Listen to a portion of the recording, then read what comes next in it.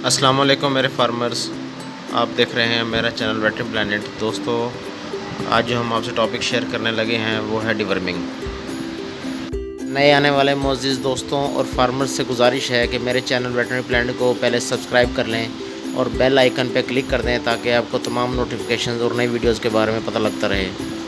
अस्सलाम वालेकुम मेरे फार्मर्स, आप देख रहे हैं मेरा चैनल वेटरी प्लानट। दोस्तों, आज हम आपको डिवर्मिंग के बारे में बताएंगे कि जानवर को डिवर्मिंग जो है हमने कौन सी करवानी है और कौन कौन सी करवा सकते हैं। तो सबसे पहले जो हमारा आज टॉपिक है वो है निलजान प्लस के लिए।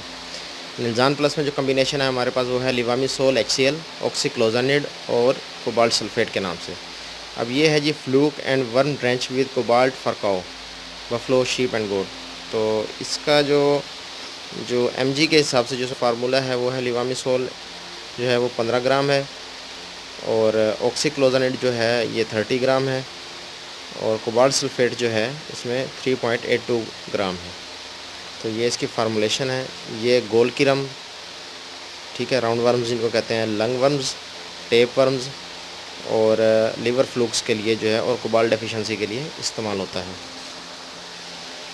तो ये जो है आपको साथ इसमें मैं दिखाता हूँ कि no special precautions and necessary for the protection of operators with treating cow, buffalo, sheep, goat and with Nilzan plus. ठीक है, तो ये जो है इसका है कि किस किस्म की एहतियात की ज़रूरत नहीं है और इसको भेड़ बकरी वगैरह को, गाय भैंस को देने के बाद 14 दिन तक इनको ज़िबा ना किया जाए, गोश्त इस्तेमाल ना किया जाए और खुराक के इस्तेमाल के बाद, इस दवाई के देने के बाद 24 घंटों के दौरान इससे हासिल किया हुआ दूध इस्तेमाल ना किया जाए।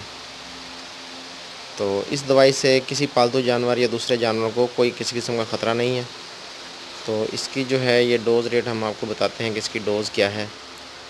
ये हमारे पास 300 प्लस जो है काऊ हो या बफलो हो उसके लिए 150 ml डोज़ बनेगी और जो शीप एंड गोट हमारे पास होगी उसमें 15 kg बॉडी वेट के लिए 5 ml।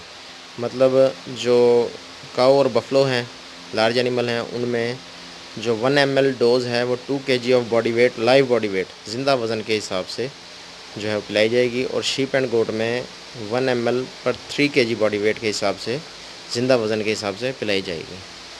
तो यह दवाई पिलाने के बाद जानवर को डायरिया लगता है, उसका पेट साफ़ होता है। किसी किसी जानवर के जो किर्म हैं या जो कीड़े हैं पेट के, वो बाहर भी निकलते हैं। उम्मीद करता हूँ कि ये वीडियो आपको बहुत पसंद आई होगी। अल्लाह हाफ़िज़। सब्सक्राइब तो आपने कर दिया होगा, तो लाइक कीजिए, शेयर कीजिए, कमेंट्स कीजिए और सजेशंस दीजिए। अल्लाह हाफ़िज़।